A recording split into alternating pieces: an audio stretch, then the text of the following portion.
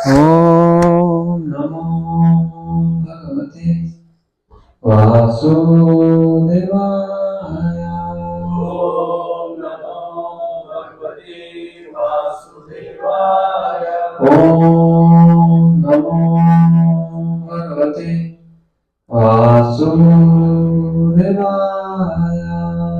ॐ नमो भगवते वासुदेवाय। नारायणं नमस्कृत्यं नरं चैव नरोत्तमं देवीं सरस्वतीं व्यासं ततो जयमुदीरये। नष्टप्रायेषु भद्रेषु नित्यं भागवतसेवया भगवती उत्तम श्लोके भक्तिर्भवती नैष्ठिकी। कृष्णाय वासुदेवाय देवकी नंदनाय च नन्दगोपकुमाराय गोविन्दाय नमो नमः। गोविन्दाय नमो नमः। श्रीमद्भागवतम प्रथम स्कंद अध्याय 13 श्लोक नंबर 31 to 33। श्लोक नंबर 33 में उच्चारण करेंगे।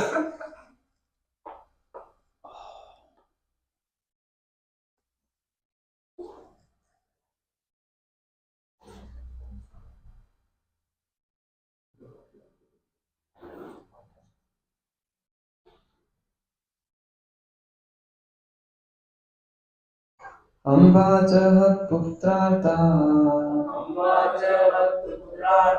पितृव्यपगता सुरे अपि मयि कृतप्रज्ञे हतबन्धुः सभायया आशंसमानः शम्नम् गंगायां दुःखितोऽपत। अम्बा च हत्पुत्राता पितृव्यपगता सुरे अपि मयि कृतप्रज्ञे हतबन्धुः सभायया आशंसमानः शौरम् गंगायां दुःखितोऽपत। अम्बा च हत्पुत्राता पितृव्यपगता सुरे अपि मयि कृतप्रज्ञे हतबन्धुः सभायया आशंसमानः शमलम् गंगायां दुःखितोऽपत।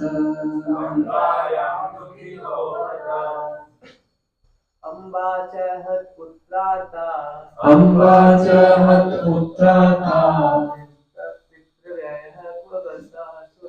पितृव्यपगता सुरे अपि मयि कृतप्रज्ञे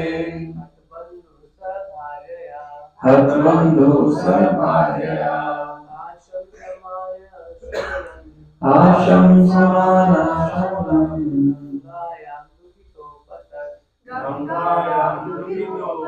माताजी। अम्बा च हत्पुत्राता पितृव्यपगता सुरे अपि मयि कृतप्रज्ञे हतबन्धुः सभायया आशंसमानः शमलम् गंगायां दुखितो भट की अम्बा माता ताई गंधारी के लिए वर्ड यूज किया है, ताई यहाँ पे बोला है। च तथा हत पुत्रा जिनके सारे पुत्र मारे जा चुके थे। आर्ता अत्यंत दुखी। पितृव्य चाचा विदुर को कहाँ गतः गए हुए सुहृद शुभ चिंतक अभी क्या मई मुझको अकृत प्रज्ञ कृतघ्न कृतघ्न मीन्स अनग्रेटफुल, कृतज्ञ का उल्टा है कृतघ्न। हत बंधु जिसके सारे पुत्र नहीं रहे हों। सह धृतराष्ट्र भार्य अपनी पत्नी सही। आशंसमानः संशय युक्त मन में। क्षमलम अपराध। गंगायां गंगा जल में। दुखितः मन में दुखी। अपत गिर पड़े।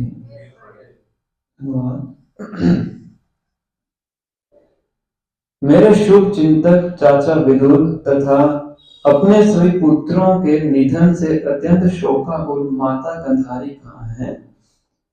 मेरे ताऊ धृतराष्ट्र भी अपने समस्त पुत्रों तथा पौत्रों की मृत्यु के कारण शोकार्त थे। निस्संदेह मैं अत्यंत कृतज्ञ हूँ। अतएव क्या वे मेरे अपराधों को अत्यंत गंभीर मानकर अपनी पत्नी सहित गंगा में कूद पड़े। कौन बोल रहे हैं? ऋषि महाराज। तात्पर्य ध्यान से सुनिए। पांडवों ने और विशेष रूप से महाराज युधिष्ठिर तथा अर्जुन ने कुरुक्षेत्र युद्ध के परवर्ती प्रभावों की पूर्ण कल्पना कर ली थी। अतएव अर्जुन ने युद्ध करने से इनकार कर दिया था।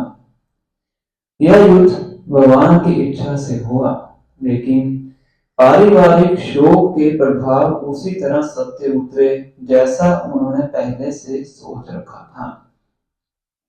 महाराज युधिष्ठिर अपने ताऊ धृतराष्ट्र तथा ताई गंधारी की दुर्दशा के प्रति सदैव सचेत थे। अतएव उनकी वृद्धावस्था में तथा दुखी अवस्थाओं में वे उनकी यथासंभव देखभाल करते रहते थे। अतएव जब उन्हें राजमहल में अपने ताऊ तथा ताई नहीं मिले तो स्वाभाविक था कि उन्हें संदेह हुआ और उन्होंने सोचा कि वे गंगा की धारा में डूब गए। उन्होंने अपने आप को कृतज्ञ माना, क्योंकि जब सारे पांडव पितृविहीन थे तब महाराज धृतराष्ट्र ने रहने के लिए उन्हें सारी राजसी सुविधाएं प्रदान की थी।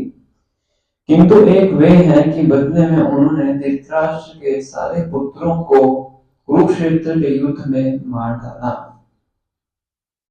पुण्य आत्मा के रूप में महाराज युधिष्ठिर ने अपने सारे अपरिहार्य दुष्कर्मों पर विचार किया, किंतु उन्होंने कभी भी अपने ताऊ तथा उनके दल के दुष्कर्मों के विषय में नहीं सोचा। धृतराष्ट्र भगवान की इच्छा से ही अपने दुष्कर्मों के फल भोग चुके थे, लेकिन महाराज युधिष्ठिर अपने अपरिहार्य दुष्कर्मों के ही विषय में सोच रहे थे। एक श्रेष्ठ मनुष्य तथा भगवत भक्त का ऐसा ही स्वभाव होता है। एक भक्त कभी भी दूसरों में दोष नहीं निकालता, अपितु अपने ही दोषों को खोजने का प्रयास करता है और जहां तक संभव होता है उन्हें सुधारने का प्रयास करता है। ओम ज्ञानतिमिरन्धस्य ज्ञानाञ्जनशलाकया चक्षुरुन्मीलितं येन तस्मै श्री गुरवे नमः। श्री चैतन्य मनोभीष्टं स्थापितं येन भूतले स्वयं रूपा कदा मह्यं ददाति स्वपदान्तिकम्। वन्देऽहं श्रीगुरो श्रीयुतापत्कमलं श्रीगुरुं वैष्णवांश्च श्रीरूपं साग्रजातं सगण रघुनाथान्वितं तं सजीवं साद्वैतं सावधूतं परिजनसहितं कृष्ण चैतन्यदेवम् श्री राधा कृष्ण पादां सगण ललिता श्री विशाखान्वितांश्च हे कृष्णा करुणा सिंधु दीनबन्धु जगत्पते गोपेश गोपिका कान्ता राधा कान्त नमोस्तुते। कांचन गौरांगी राधे वृंदावनेश्वरी विश्वभानुसुते देवी प्रणमामि हरिप्रिये। वाञ्छाकल्पतरुभ्यश्च कृपा सिन्धुभ्येव च पतितानां पावनेभ्यो वैष्णवेभ्यो नमो नमः। कृष्ण चैतन्य प्रभु नित्यानंद श्री अद्वैत गदाधर श्रीवासादि गौर भक्तवृंद हरे कृष्णा कृष्णा कृष्णा हरे हरे हरे राम राम राम हरे हरे। नमो विष्णुपादाय कृष्ण विष्णाय भूतले मते भक्ति वेदांत स्वामी निधि नामिने नमस्ते सरस्वती देवी गौरवाणी प्रचारिणे निर्विशेष शून्यवादी पाश्चात्यदेशतारिणे।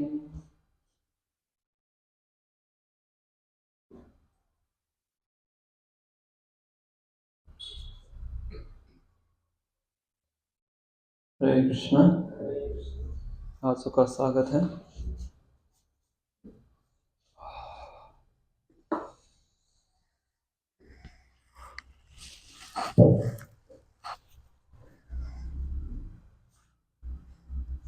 आज की कक्षा में तो अभी हम चर्चा कर रहे हैं Shrimad Bhagavatam first canto chapter number 13 श्लोक नंबर 31 to 33। तो प्रसंग ये चल रहा है कि धृतराष्ट्र विदुर के कहने पे अपना राजपाट का परित्याग कर देते हैं और वन की तरफ प्रस्थान करते हैं और गंधारी भी ना कहते हुए भी अपने पति के पीछे पीछे वो गमन करती है। तो पिछली कक्षा में हमने गंधारी के ऊपर कुछ चर्चा की थी और अन्य श्लोकों में चर्चा की थी और आज श्लोक नंबर 31 to 33 इसमें युधिष्ठिर महाराज का वर्णन किया गया है। नेक्स्ट मॉर्निंग जब युधिष्ठिर महाराज उठते हैं अपने अलग अलग कार्य करते हैं, हमें वर्णन आया है, प्रार्थना करते हैं, यज्ञ करते हैं, दान देते हैं और सब कुछ करने के बाद अपने वरिष्ठों के चरण स्पर्श करते हैं और फिर डेली रूटीन के मुताबिक वो धृतराष्ट्र और गंधारी से मिलने के लिए जाते हैं। ये उनकी डेली रूटीन थी, उनको प्रणाम करने के लिए, उनके चरण स्पर्श करने के लिए। पर उस टाइम पे उनको वो दोनों अपने कक्ष में मिलते नहीं हैं और उनके सेवक थे संजय महाराज युधिष्ठिर, उनसे संजय से पूछते हैं कि कहाँ गए दोनों। लिखा ताऊ और ताई थे इंग्लिश में अंकल आंट। तो अब संजय को भी पता नहीं था कि संजय को भी बता के नहीं गए, है ना।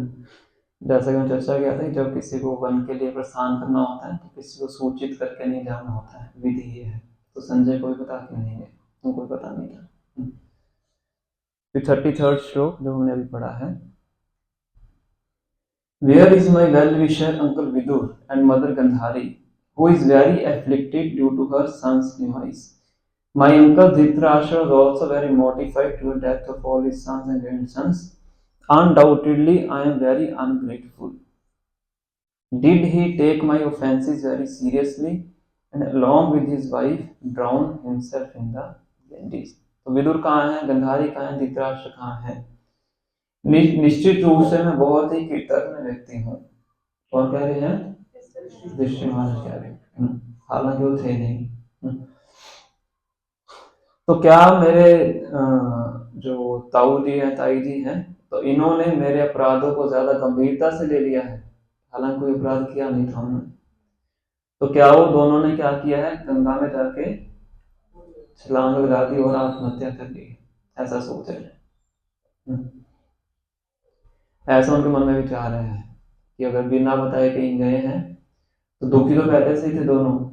पुत्रों की मृत्यु हो गई, पुत्रों की मृत्यु हो चुकी थी, पौत्रों की मृत्यु हो चुकी थी, राज्य भी जा चुका था, ना सब कुछ खत्म हो गया था। तो क्या उन्होंने गंगा में छलांग लगा के आत्महत्या कर ली? संजय से प्रश्न कर रहे हैं। तो तात्पर्य में श्रीमद् भगवद जी जो वर्णन कर रहे हैं तो थोड़ा सा चर्चा करेंगे कि ये जो युद्ध के परिणाम थे, रिजल्ट्स थे, कॉन्सिक्वेंसेस थे, ये खास करके अर्जुन ने पहले ही उनको सोच लिया था, जो कि भगवद गीता के प्रथम अध्याय में आता है ना, कि ऐसा होगा। और युधिष्ठिर महाराज तो बल्कि उनसे ज्यादा बुद्धिमान थे, तो उन्होंने ज्यादा सोचा था, और अब ऐसा हो भी रहा है। इससे पहले हमने एक अध्याय में चर्चा की थी जहाँ पे भीष्म देव उनको ज्ञान प्रदान करते हैं, उनको सांत्वना देने के लिए। तो इस प्रकार से युधिष्ठिर महाराज सोच रहे हैं कि शायद मैंने इनके पुत्रों का वध किया है, मैं बहुत कृतज्ञ व्यक्ति हूँ, क्योंकि जब पांडु हमारे पिताजी उनकी मृत्यु हो गई थी बचपन में, तो उसके बाद धृतराष्ट्र ने हमें एक तरह से सहारा दिया है ना, हालांकि मारने का प्रयास भी किया था। तो फिर भी वो ऐसा सोच रहे हैं। तो पर मैं क्या हूँ, मैं इनके पुत्रों के जाने के बाद इनको संरक्षण प्रदान नहीं कर पाया, तो शायद इसलिए उन्होंने मुझे छोड़ के आत्महत्या कर ली, ऐसा सोच रहे हैं। प्रभुपाद जी लास्ट की 3 लाइनों में बहुत अच्छा बताते हैं। Dhritarashtra had suffered the effects of his own misdeeds by the will of the Lord. Dhritarashtra ने भगवान की इच्छा के अनुसार अपने ही जो उन्होंने दुष्कर्म किए थे उनका परिणाम भुगता है। पर ऋषि महाराज केवल अपने ही तथा कथित दुष्कर्मों के बारे में सोच रहे थे कि मैंने क्या गलत कार्य किया। This is a nature of a good man, ये एक अच्छे व्यक्ति का स्वभाव होता है, खास करके भगवान के भक्त का। भगवान लिख रहे हैं, this is the nature of good man and devotee of the Lord. A devotee never finds fault with others, but tries to find his own faults and thus rectify them as far as possible. भक्त होता है कभी दूसरों में दोषों को नहीं ढूंढता है, पर अपने ही दोषों को ढूंढने का प्रयास करता है और जहां तक संभव हो सके उनको सुधारने का प्रयास करता है। तो भक्तों का एक गुण बताया जाता है अदोषदर्शी। अदोषदर्शी मतलब जो दूसरों के दोषों को का दर्शन नहीं करते हैं, है ना? दोष हो भी सकते हैं पर उसका दर्शन नहीं करते हैं, ये भक्त का गुण होता है।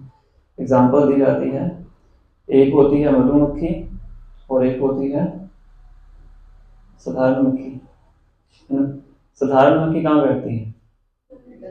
गार्बेज पे बैठती है, और मधुमक्खी फूलों में बैठती है शहद चूसने के लिए। दोनों मक्खियां ही हैं, सेम फैमिली है ना?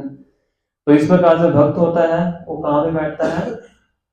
मधु पे, मतलब वो अच्छी क्वालिटीज को देखता है ना? जो भक्त नहीं है वो बुरी क्वालिटीज को देखता है, उसकी चर्चा करता है। दोषदर्शी और दोष कीर्तन, दोषों का दर्शन करता है और दोषों का कीर्तन करता है। तो प्रभुपाद इसी क्वालिटी का हमें वर्णन कर रहे हैं कि जो परिपक्व भक्त है उसके अंदर ये गुण होता है, जैसा कि युधिष्ठिर महाराज के चरित्र से हम देखते हैं। भगवद गीता के 10वें अध्याय में 13वें अध्याय में भगवान श्री कृष्ण वर्णन करते हैं कि जितने भी ये गुण हैं, जितने भी अच्छे गुण हैं, ये सब भगवान श्री कृष्ण से ही उनका उद्गम होता है, वहीं से निकलते हैं।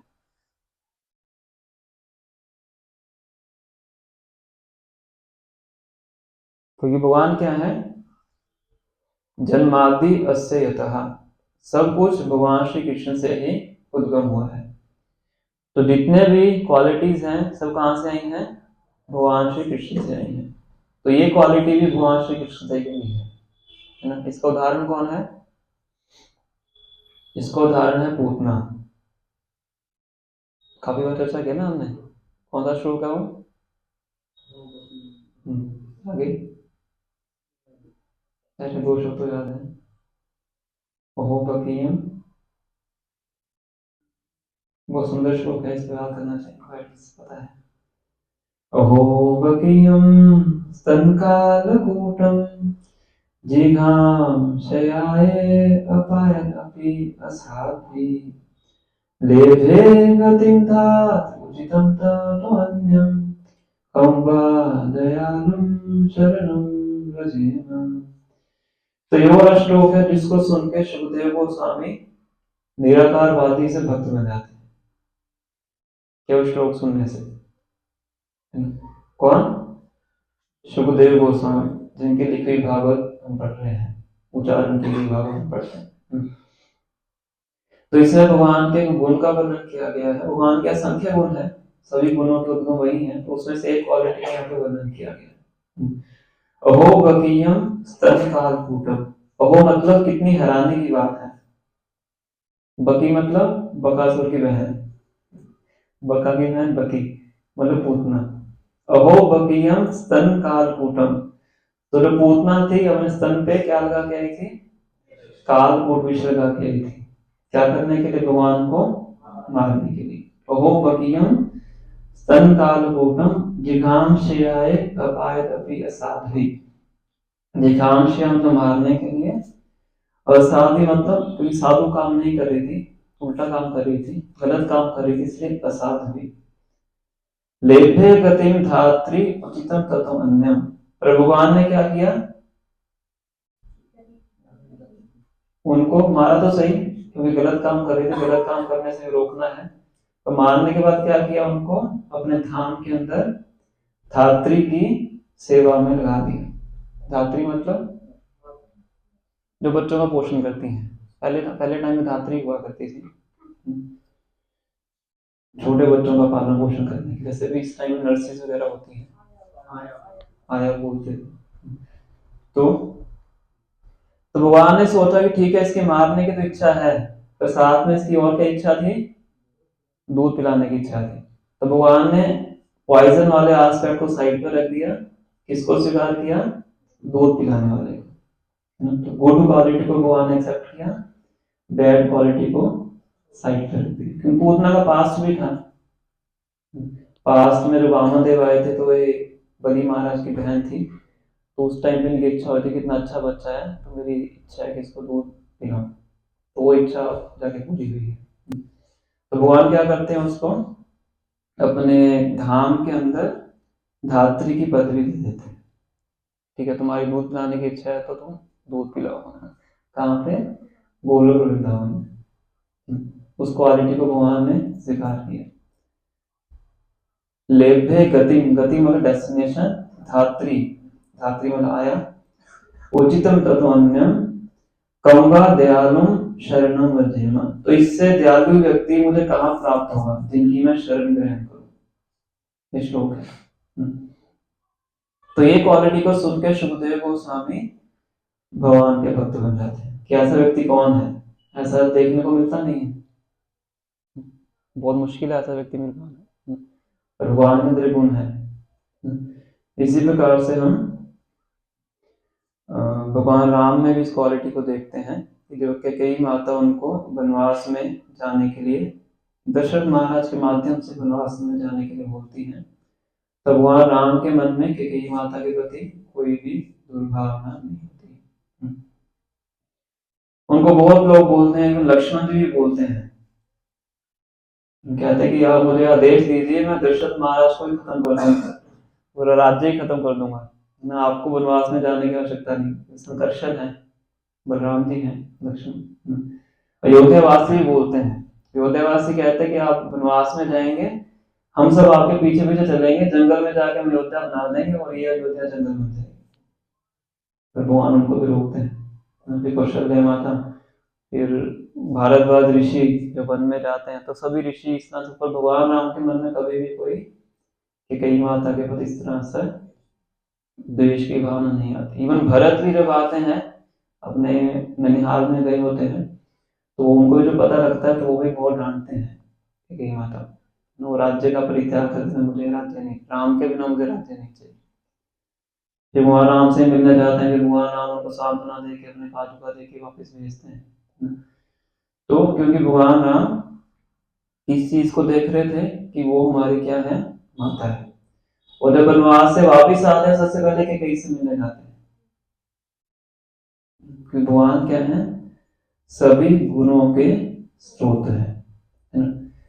जगाई और मधाई का जब भगवान जगाई और मधाई को मारने के लिए जाते हैं, नित्यानंद प्रभु के ऊपर जगाई मधाई वार करते हैं, नित्यानंद प्रभु के यहाँ पे ब्लड भी आता है बाहर, तो भगवान सुदर्शन चक्र को वहां कर लेते हैं मारने के लिए।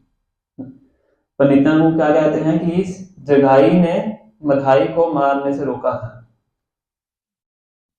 तो भगवान उसको इस क्वालिटी को स्वीकार कर लेते हैं और जगाई को कृष्ण प्रेम दे देते हैं। अब जैसे दो की टोली होती है ना, तो एक को कृष्ण प्रेम मिल गया, दूसरा अकेला रह गया, तो मधाई भी चरणों में गिर जाता है।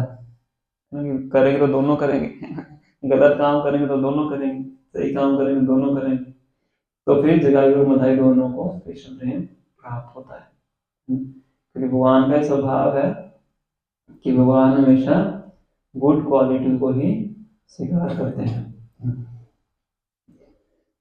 साउथ इंडिया में एक बहुत उच्च कोटि के भक्त हैं, आप सबने नाम सुना होगा, तुकाराम जी का नाम है। कितने भक्तों ने सुना है नाम? आपने सुना हो, बुक्स में नाम के ऊपर। तो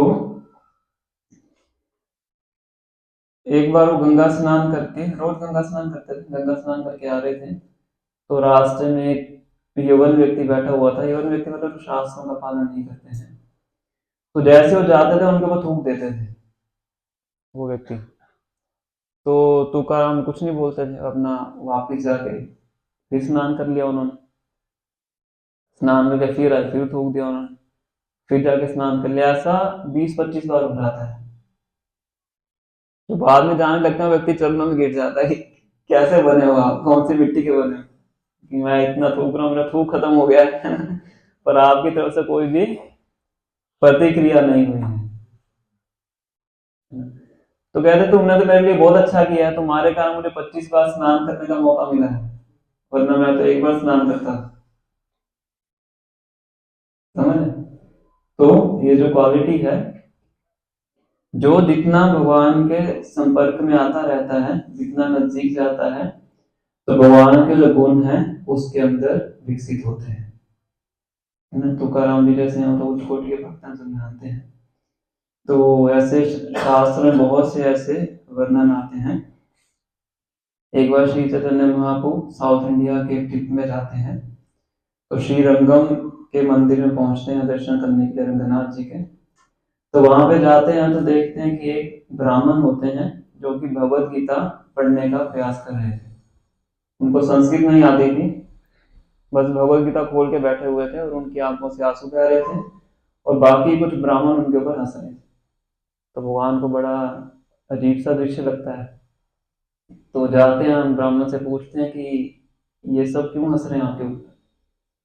तो कहते हैं कि इसलिए हंस रहे हैं क्योंकि मुझे पढ़ना नहीं आता है। तो भगवान कहते हैं मुख खोल के भी बैठे हैं, कहते हैं मेरे गुरु ने आदेश दिया है कि रोज भगवत गीता पढ़नी है। क्या करना है? रोज भगवत गीता पढ़नी है, तो इसलिए मुझे पढ़ना नहीं आता, मैं फिर भी पढ़ने का प्रयास करता हूँ। संस्कृत वगैरह जो होता है सिस्टम, हर कोई नहीं पढ़ पाता है, तो क्योंकि मुझे पढ़ना नहीं आता इसलिए सब मेरे ऊपर क्या करते हैं, हंसते हैं। देखो अनपढ़ व्यक्ति है, पढ़ने का प्रयास कर रहा है। तो भगवान ने पूछा फिर रो क्यों रहे हैं आप? कहते मैं जब भी ये देखता हूँ कि जो कृष्ण है, परम पुरुषोत्तम भगवान है, वो इतने दयालु हैं कि अपने भक्त के लिए वो क्या बन गए, सारथी बन गए, ड्राइवर बन गए। तो जब मैं भगवान के इस गुण के बारे में सोचता हूँ तो इसलिए मेरी आंखों से आंसू बहते हैं। तो महाप्रभु उनसे इतने प्रसन्न होते हैं, हालांकि उनके अंदर डिस्क्वालिफिकेशन थी, पढ़ नहीं पाते थे। तो क्वालिफिकेशन क्या थे, क्या क्वालिफिकेशन है? डिवोशन बहुत ब्रॉड हो गया। Know that and so गुरु के आदेशों का पालन कर, डिवोशन तो बहुत बड़ा एस्पेक्ट हो गया। तो क्या क्वालिटी थी, गुरु के जो आदेश है उनका पालन करना है, चाहे उस आदेश को पालन करने के लिए योग्य नहीं थे तो फिर भी क्या कर रहे थे, उसको पालन करने का प्रयास कर रहे हैं। तो भगवान इतने प्रसन्न हो जाते हैं उनकी इस क्वालिटी से कि उनको गले लगा देते हैं। और जब जिसको महाप्रभु गले लगाते थे क्या होता था, कृष्ण प्रेम सीधा डाउनलोड हो जाता था बिना कुछ किए, स्पर्श करने मात्र से। तो कृष्ण प्रेम जो कि सभी वैदिक शास्त्रों का निचोड़ है, स्वतः ही उनको प्राप्त हो जाता है महाप्रभु की कृपा से। तो इस प्रकार से हम देखते हैं। और जब पांडव वनवास में थे उस टाइम पे क्या होता है कि एक पॉइंट पे दुर्योधन अपने गुप्तचरों से पता लगाते रहते थे कि पांडव कहाँ पे रह रहे हैं। पहले तो अज्ञातवास नहीं था, लास्ट का 1 साल अज्ञातवास था। तो दुर्योधन ने पता लगाया कि पांडव कहाँ रुके हुए हैं, तो उसके पास ही अपना आगे शिविर लगा दिया कि वहां पे रहेंगे और कुछ ना कुछ उनको तंग करते रहेंगे, पोक करते रहेंगे, मौका ढूंढ के तंग करते रहेंगे, ये उनके मन में विचार था। तो उसी पॉइंट पे क्या होता है कि वहां पे कुछ गंधर्व भी आके रह रहे होते हैं, सुनिए होगा शायद आपने कथा है। तो गंधर्वों के बीच में और दुर्योधन के बीच में युद्ध हो जाता है। तो जो गंधर्व होते हैं वो बहुत ज्यादा फेमस है, किसके लिए, सुंदरता के लिए, गायन के लिए, युद्ध के लिए, शक्ति के लिए। मतलब वो शक्तिशाली होते हैं, सुंदर भी होते हैं और नृत्य गान भी बड़ा अच्छा करते हैं। ये उनकी क्वालिटीज बताई गई, ऊपर के धरती के ऊपर के लोगों के पास ही है। तो चित्ररथ नाम के गंधर्व थे जो उनके हेड थे। तो दुर्योधन सबको हरा देते हैं, कर्ण को भी हरा देते हैं, अपने भीष्मदेव सबको हरा देते हैं, दुर्योधन को बंदी बना देते हैं। तो कहते हैं इसको बंदी बना के कहाँ लेके जाएंगे, गंधर्व लोग को लेके जाएंगे। तो उनको सब कुछ बंदी बना के रख चुके होते हैं उसके रथ के ऊपर। तो उसी टाइम पे युधिष्ठिर महाराज अर्जुन को बोलते हैं, अर्जुन और भीम को बुलाते हैं कि तुम जाओ दुर्योधन को बचाओ।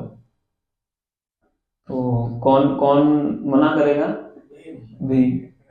कहते हैं तो बहुत अच्छा काम है, हमारा काम उसने कर दिया, जो हमने करना था वनवास के बाद वो काम उसने कर दिया।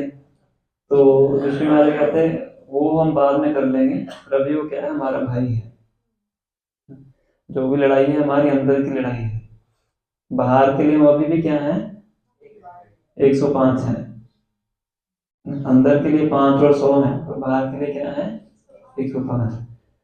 तो तुम जाओ उसको बचाओ। भीम तो मना कर देता है, अर्जुन जाते हैं, फिर उस गंधर्व को हरा के फिर दुर्योधन को वहां से बचाते हैं। कि शुरू से ही हम देखते हैं पांडवों में खासकर युधिष्ठिर महाराज में ये गुण हमें बार बार दिखाई पड़ता है।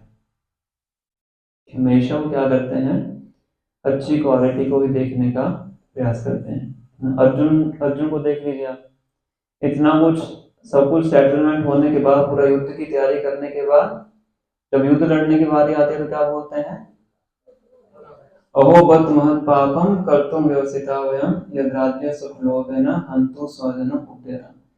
हे कृष्ण, कितना बड़ा हम अपराध करने जा रहे हैं। अहो बत महत् पापम, महत् पापम बहुत बड़ा पाप, किस लिए, यद राज्य सुख लोभेन, केवल राज्य का सुख प्राप्त करने के लिए, हन्तुम स्वजनम उद्यतम्, अपने स्वजनों को मार रहे हैं। मतलब जो जो उन्होंने किया सब भूल गए, जो लोग विरोध ने किया है सब भूल गए, और अब क्या करना चाहते हैं, उनको माफ करना चाहते हैं, है ना? पर किसने माफ नहीं किया? भगवान ने माफ नहीं किया। भगवान कहते हैं कि युद्ध तुम्हें करना है। उनको कन्विंस करते हैं युद्ध करने का, दिखा भी देते हैं कि सब पहले ही मर चुके हैं, कोई लौट के जाने वाला नहीं है, सब सब खत्म हो जाएंगे यहाँ। इस तरह से क्वालिटीज भक्तों की क्वालिटीज होती हैं। एक बार शिला भक्ति सिद्धांत सरस्वती ठाकुर महाराज के पास बहुत से भक्त आते हैं, एक भक्ति कंप्लेंट लेके कहते हैं कि एक भक्त है, इसने पूरा नाक में दम कर रखा है, बहुत परेशान करता है, सबको दिक्कत हो रही है, तो इनको मंदिर से बाहर निकालो। तो भक्ति साहब महाराज कहते हैं ठीक है कि आप बताओ, ये सबने बताया ये गलतियां हैं, तो कहता है कोई उसका एक गुण बताओ। तो फिर कोई एक बोलता है कि मृदंग बहुत अच्छा बजाता है, कहते ठीक है आज से उसकी एक ही सेवा है मृदंग बजाने की, तो उसी मृदंग बजाएगा और मंदिर में जाएगा, और उसको कुछ नहीं करना है, समझ? तो जो आचार्य होते हैं उनकी दृष्टि इस प्रकार से होती है। प्रभुपाद जी क्या करते थे, किसी के अंदर कोई भी एक क्वालिटी देखते थे, उसको देख के पूरा उसको कहते हैं फैनिंग, आग बढ़ानी होती है ना, उसे फूंक मारते हैं, इस तरह से मानविक आग बुझ ना जाए, आचार्य को पता कैसे फूंक मारनी है। तो कोई भी क्वालिटी देख लेते थे तो प्रभुपाद उसको इस तरह से फैन करते थे कि वो क्वालिटी उसकी निकल के बाहर आती, और इस प्रकार से सेवा देते थे कि जो भक्त उस सेवा में अपने आप को एक्सेल कर सकता है। तो ये आचार्य का गुण होता है ना, कि वो अदोषदर्शी होते हैं, दोषों को देखते हुए भी क्या देखते हैं, क्वालिटी को देखते हैं और क्वालिटी को प्रोत्साहित करते हैं ना? तो ये सब एक भक्तों का गुण होता है। पर एट द सेम टाइम जो भक्त होते हैं वो मूर्ख भी नहीं होते हैं। जहां तक खुद की बात आती है तो जो भक्त सहनशील होते हैं, क्षमा करने वाले होते हैं और कंपैशनेट होते हैं, टॉलरेंट, कंपैशनेट, फॉरगिविंग होते हैं। पर जब दूसरे वैष्णव की या प्रचार की या भगवान की बात आती है तो कई बार जो भक्त होते हैं किसी दोष को देख के उसके ऊपर स्टेप भी लेते हैं जब आवश्यकता पड़ती है। जैसे कि महाप्रभु के एक संगीगण थे जिनका नाम था देवानंद पंडित, पहले संगीगण नहीं थे, मे भी शायद मायापुर में हमने इस पर चर्चा की, मुझे याद नहीं है। श्रीवास ठाकुर हम सब जानते हैं, पंचतत्व में से एक है। तो उसी टाइम पे नदिया के अंदर एक पंडित थे जिनका नाम था देवानंद पंडित। तो क्या करते थे, भागवतम के ऊपर प्रवचन देते थे, पर प्रवचन जब देते थे उसकी जो व्याख्या है वो भक्ति की व्याख्या नहीं होती थी। जैसे व्यवसायिक प्रवचन देने वाले होते हैं ना, पैसे लेके प्रवचन देते हैं, प्रोफेशनल रिसाइटर बोलते हैं, उस प्रकार से प्रवचन देते थे। तो ऐसे एक प्रवचन उनका चल रहा था, उनके प्रवचन के बीच में आके श्रीवास ठाकुर बैठ जाते हैं, और श्रीवास ठाकुर तो हमेशा भगवान के प्रेम में उन्मत्त रहते थे। तो भागवतम का ऐसे श्लोक उच्चारण किया देवानंद पंडित ने, तो उनके शरीर के अंदर अष्ट सात्विक विकार प्रकट होने शुरू हो गए। जानते हैं अष्ट सात्विक विकार, आंखों से आंसू बहना, शिवरिंग होना, बाल खड़े हो जाने, सब अष्ट सात्विक विकार होते हैं। तो देवनाथ पंडित के जितने भी शिष्य थे वो क्या करते हैं, उनको उठा के बाहर निकाल देते हैं, उनको लगता है कि ये व्यक्ति डिस्टर्ब कर रहा है। और देवानंद पंडित देखते हुए भी उनको रोकते नहीं है, तो इसका अपराध उनको लग जाता है, वैष्णव अपराध लगता है। और महाप्रभु तो पहले ही पसंद नहीं थे उनसे। तो एक बार महाप्रभु गुजर रहे होते हैं, उनको बोलते हैं, उनको बहुत डांटते हैं, बहुत जोर से बोलते हैं, तुम्हें भागवतम का मर्म कभी समझ में नहीं आएगा, मतलब अपराध के कारण तुम कभी भी भागवतम को समझ नहीं पाओगे। जो भागवतम का जो मूल अर्थ है वो आपके हृदय में कभी भी प्रकाशित नहीं होगा। तो खुद के लिए महाप्रभु देखिए कितने सहनशील थे, पर और भक्तों के लिए कभी वो भगवान कभी अपराध को सहन नहीं करते। फिर एक बार क्या होता है, देवानंद पंडित के पास आके वक्रेश्वर पंडित, महाप्रभु के पार्षद, इनका नाम था वक्रेश्वर पंडित। इनकी क्या खूबी थी, 72 आवर्स नॉन स्टॉप डांस करते थे। कितने घंटे? 72 आवर्स। कितने कितने दिन हो गए? 3 दिन नॉन स्टॉप। और जब वो डांस करना शुरू करते थे, सब कीर्तनीय एक दूसरे को बोलते तुम गाओ तुम गाओ, क्योंकि वो किसी पे चुप नहीं होने देते थे। कोई कीर्तन बंद करने लगता था, फिर पास में जाके बोलते थे करते रहो करते रहो। तो 72 आवर्स लगातार वो डांस करते हैं।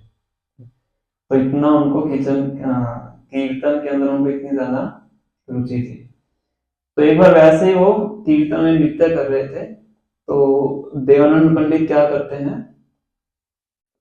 उनको उनके चारों तरफ सर्कल बना के उनकी प्रोटेक्शन करते हैं। जब भीड़ होती है ना, तो सब एक दूसरे टक्कर मारते हैं, ताकि भीड़ भीड़ उनके नृत्य को डिस्टर्ब ना करे, तो उनको प्रोटेक्शन देते हैं। तो उनकी सेवा से फिर प्रसन्न होकर महाप्रभु उनको उनके अपराध से मुक्ति प्रदान करते हैं। समझ रहे? तो अपने लिए तो वैष्णव होते हैं, फॉरगिविंग होते हैं, कंपैशनेट होते हैं, टॉलरेंट होते हैं, पर जब प्रचार की बात आती है या फिर दूसरे वैष्णव की बात आती है, तो भगवान भी और भक्त को भी, उनको भी क्या करना पड़ता है, कभी कभी स्टेप लेना पड़ता है ना। और कई बार ऐसी सेवा भी दी जाती है आंदोलन के अंदर या मंदिर के अंदर, ऐसे अधिकारी बनाए जाते हैं जिनकी सेवा होती है, तो उनको सेवा के रूप में ये सब कार्य करने पड़ते हैं। जैसे महाप्रभु जब संन्यास लेने के बाद एक आचार्य की भूमिका में थे। आचार्य समझते हैं, टीचर मास्टर। तो उनके एक पार्षद थे जिनका नाम था छोटा हरिदास। तो वैरागी आश्रम में थे। तो एक बार ऐसी किसी जगह पे वो भिक्षा मांगने के लिए जाते हैं। भिक्षा मांगने के लिए किन के लिए मांगने जाते हैं? महाप्रभु के लिए ही मांगने जाते हैं। किनके कहने पे जाते हैं? अपने गुरु के कहने पे जाते हैं। मैं नाम भूल गया उनका, शायद बलरामाचार्य था जहाँ तक मुझे याद है। तो उनके कहने पे जाते हैं। तो पर जाते कहाँ है, वो एक स्त्री का घर होता है, वही महाप्रभु की पार्षद होती है। तो इस चीज से अप्रसन्न होकर महाप्रभु उनको अपने अपने एसोसिएट से बैनिश कर देते हैं कि तुम वैरागी आश्रम के होने के बाद भी तुम उनके पास गए। सिर्फ अब देखिए क्या गलती क्या उनकी, महाप्रभु के लिए मांगने गए हैं और अपने गुरु के कहने पे गए। पूरा प्रसंग आता है चैतन्य चरितामृत के अंदर। पर क्योंकि महाप्रभु भी क्या है, अच्छे आचार्य की उस पे पदवी पे है, पदवी बोल सकते हैं, जैसे गद्दी बोलते हैं, उसपे है। तो इसमें जो उदाहरण वो सेट करेंगे, आगे जाके सदियों सदियों तक वो उदाहरण को लोग फॉलो करेंगे। तो इसमें महाप्रभु इतने स्ट्रांग हो जाते हैं। महाप्रभु को तो बोला जाता है कि एज सॉफ्ट एज अ रोज, गुलाब की पंखुड़ी की तरह क्या है, कोमल है, हृदय है।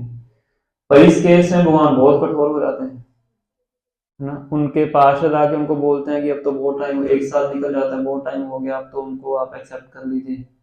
महाप्रभु कहते हैं दोबारा उनकी सिफारिश लेके आए, मैं जगन्नाथपुरी छोड़ के चला रहा हूँ, नशोंग बोलते हैं। फिर जो छोटा विदास होते हैं क्या करते हैं, प्रयाग में जाके उसके अंदर स्नान लगा देते हैं।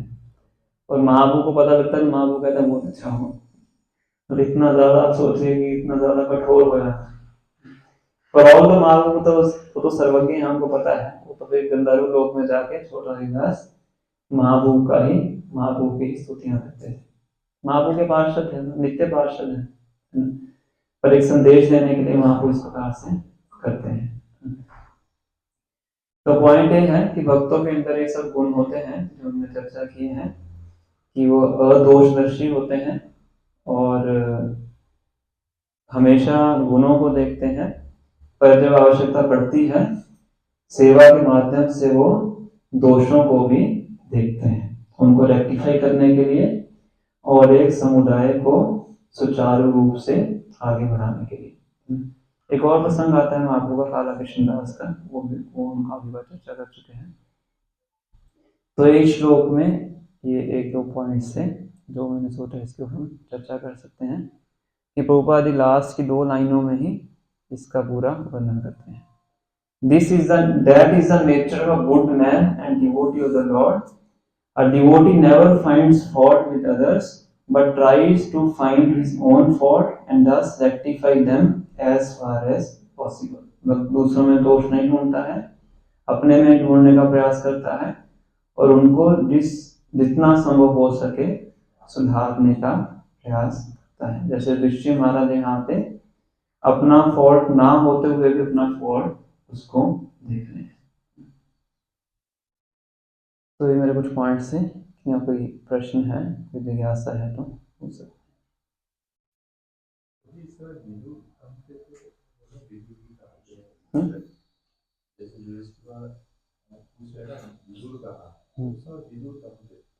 अब विदुर धृतराष्ट्र गांधारी के साथ ही चले गए। भागवतम में देखो ना, फोटो ही बनी हुई फर्स्ट कैंटो में, तीनों जा रहे हैं, विदुर, गांधारी और धृतराष्ट्र। फिर विदुर तो वैसे ही तीर्थ भ्रमण कर रहे थे, उनको तो ये सब कार्य करना ही, तो एक तरह से धृतराष्ट्र ग्रहण करने के लिए उनके साथ ही चलते हैं। फिर वहां पे धृतराष्ट्र गांधारी रहते हैं, विदुर अपना अलग से चले जाते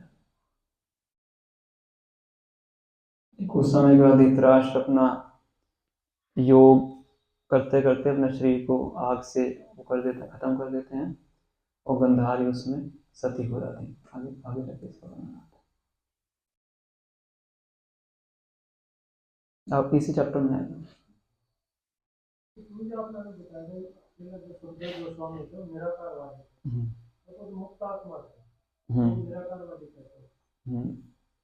तो बहुत अच्छा प्रश्न है इनका।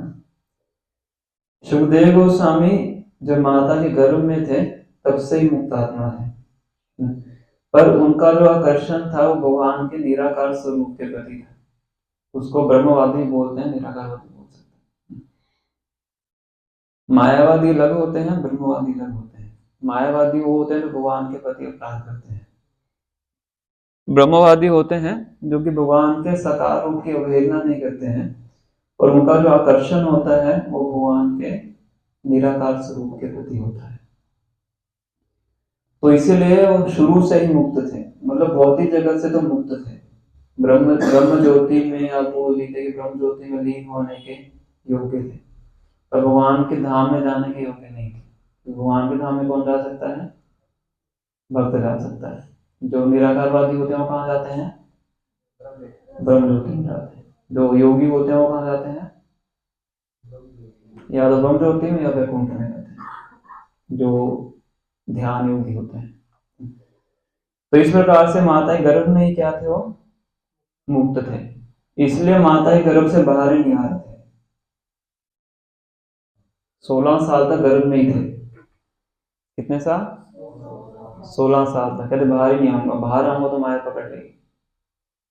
तो उनको व्यासदेव आश्वासन देते हैं कि मैं रक्षा करूंगा। कहते आप नहीं कर सकते, आप तो पहले ही उसमें है, गृहस्थ आश्रम में है, ऐसे उनको बोलते हैं। तो फिर भगवान आते हैं द्वारका से। भगवान के आश्वासन देने के बाद वो गर्भ से बाहर आते हैं। तभी तो कहते 16 साल की उम्र थी उनकी, पैदा होती 16 साल के। हाँ वही मैं आगे बता रहा हूँ। तो जब वो बाहर आते हैं गर्भ से, आते ही सीधा जंगल की तरफ भागते हैं। बताया है तो भागवत में बताया गया कि पीछे मुड़ के देखते नहीं माता पिता कौन है। मुक्त आत्मा तो उनको शरीर से कोई मतलब नहीं, तो सीधा जंगल की ओर भागते हैं और उनके पीछे व्यासदेव भागते हैं। हे पुत्र हे पुत्र हे पुत्र, श्लोक आता है, हे मेरे पुत्र हे मेरे पुत्र। व्यासदेव उनको भक्त बनाना चाहते थे। व्यासदेव की साधारण व्यक्ति थोड़ा है, भगवान के शक्तिवेश अवतार है। वो भी असक्त थोड़ा है किसी चीज से, किसी व्यक्ति से, वो भी असक्त नहीं, मुक्त से भी ऊपर है। और वो क्यों पीछे भाग रहे थे? भक्त बनाने के लिए। और वो पलट के देखते नहीं है, आगे आगे जाते हैं। फिर जाके जंगल में अपना वही जो निराकार ब्रह्म है उसके अंदर अपना पूरा ध्यान लगा के बैठते हैं। तो फिर बताया जाता है कि अलग अलग जगह पे थोड़ी अलग अलग वेरिएशन आते हैं कथा के अंदर कि व्यास देव अपने कुछ शिष्यों को पूज्य भागवतों के 2 श्लोक सिखा के भेजते हैं कि जंगल में जाओ और जोर जोर से श्लोकों का उच्चारण करना। एक श्लोक तो ये वाला है, अहोबकीयम संकारकोटम, एक है बरहा पीड़म नटवर वपु कर्ण्यवर कर्णिकारम, इसमें भगवान की सुंदरता का वर्णन है। ये 2 श्लोक उच्चारण करो। और जब सुखदेव गोस्वामी ये श्लोक सुनते हैं तो क्योंकि साधारण जीव नहीं थे, हमें तो संस्कृत समझ में आएगी, उनको समझ में आएगी, तो जैसे भगवान के एक श्लोक में क्या भगवान के गुण का वर्णन है और एक श्लोक में भगवान की सुंदरता का वर्णन है, तो इन दोनों श्लोकों को सुनने के बाद वो उनका पीछा करते करते व्यास देव के आश्रम में वापिस आ जाते हैं। व्यास देव ने बोला था कि जब वो आपके पीछे भागेगा, आपको देखेगा तो पीछे भागना। तो उनके पीछे पीछे भागते भागते कहाँ जाते हैं? व्यास देव के आश्रम में, और वहां पे व्यास देव उनको भी भागवतम सुनाते हैं, श्रीमद् भागवतम उनको पूरा सुनाते हैं। तो उसके बाद फिर वो भगवान के साकार रूप के प्रति उनका आकर्षण हो जाता है, फिर भगवान के भक्त बनते हैं। और किस किस श्रेणी के भक्त बनते हैं हम सोचे के बाद में आके नारद मुनि व्यास से सभी उनके मुख से भागवतम का श्रवण करते हैं। ये वर्णन क्योंकि शारीरिक अवस्थाओं से बिल्कुल ऊपर थे, इसलिए इस संसार से उनका कोई संबंध था ही नहीं। खाना पीना कपड़े पहनना ये सब उन चीजों से ऊपर थे, शरीर से शारीरिक स्तर से ऊपर है, इसलिए उनको कोई फर्क नहीं पड़ता।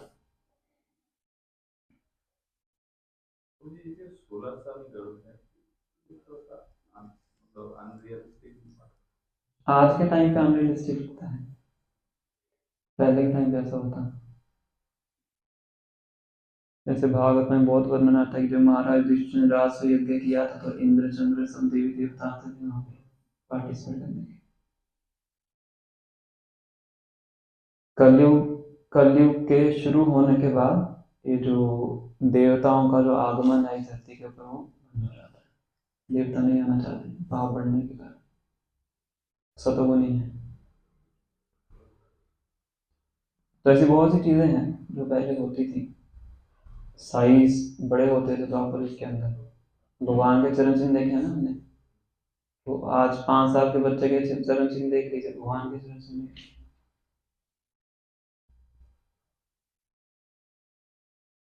साइज में अंतर है। आज भी कई बार देखते हैं कुछ जगहों पे 10-10 महीने 11-11 महीने होते ही हैं कई बार, देख लीजिए। हिरण्यकश्यप और हिरण्याक्ष जब दीति माता के गर्भ में थे तो दीति माता उनको गर्भ से बाहर ही नहीं निकाल रहे थे। वो पता था कि असुर है, बाहर आएंगे तो ब्राह्मण और गायों को परेशान करेंगे, तो उनके गर्भ में रहते हुए ही पूरे ब्रह्मांड में अंधकार छाना शुरू हो गया।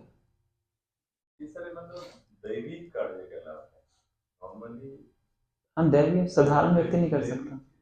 सुखदेव गोस्वामी तो साधारण नहीं थे, इसलिए वो बाहर नहीं है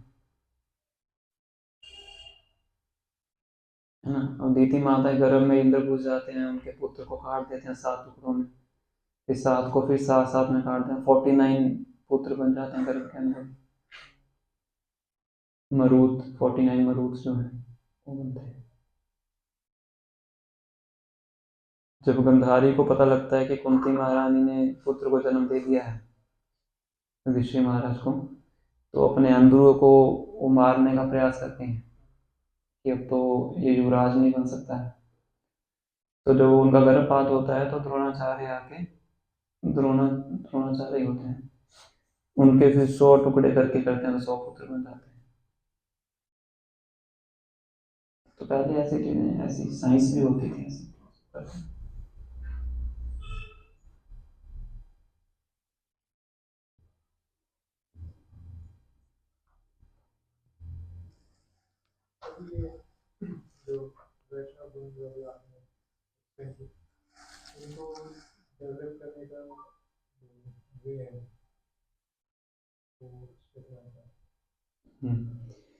तो रोजी का प्रश्न है कि जो वैष्णव क्वालिटीज हम चर्चा कर रहे थे उनको कैसे अपने पर्सनैलिटी के अंदर हम डेवलप कर सकते हैं।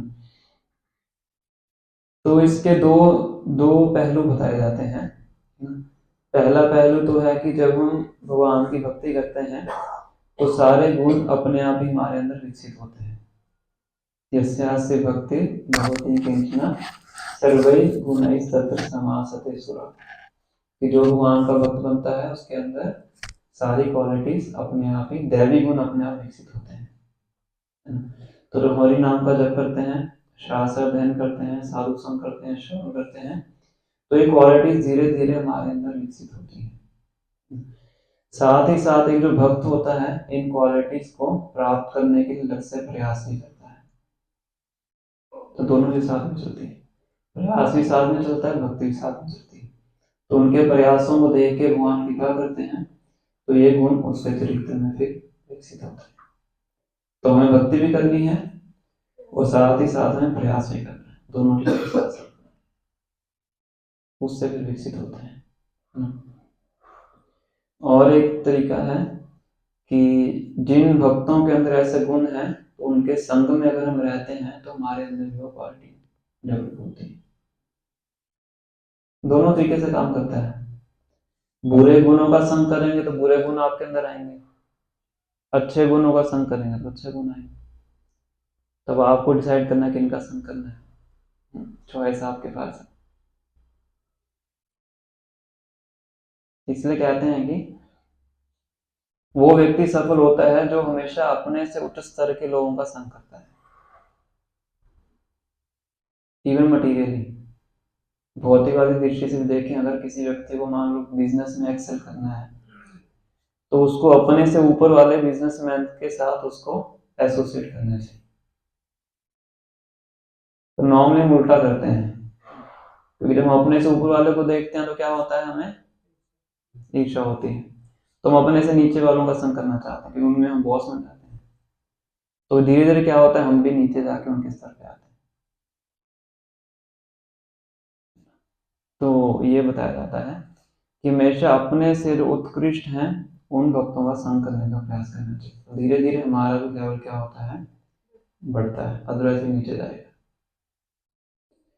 तो ये कुछ तरीके हैं इन क्वालिटीज को अपने अंदर विकसित करने के। तो चैतन्य महाप्रभु बोलते हैं कि ये जो क्वालिटीज हैं ये एक भक्त का गहना है। मर्यादा पालन हुए, क्या श्लोक हमने लिखा था ओबीए में, साधु रघुभूषण। मर्यादा पालन करना क्या साधु का आभूषण है, ऑर्नामेंट है। तो इसको प्राप्त करने का प्रयास करना चाहिए, है ना। जितने ऑर्नामेंट्स डालेंगे उतने सुंदर लगेंगे, भगवान के लिए। हमारी सुंदरता क्या है, वैष्णव क्वालिटी। ठीक है। तो साथ में नो पेन नो गेन, उसके लिए प्रयास करना पड़ेगा। ठीक है। श्री श्री राधाधिकरण भगवान की, श्री श्री कृष्ण की, जगन्नाथ सुनारायण की, श्री श्री भगवान जगत गुरु श्रील प्रभुपाद की, जय गौ प्रेमानंदे। हरे कृष्णा कृष्णा कृष्णा हरे हरे, हरे राम राम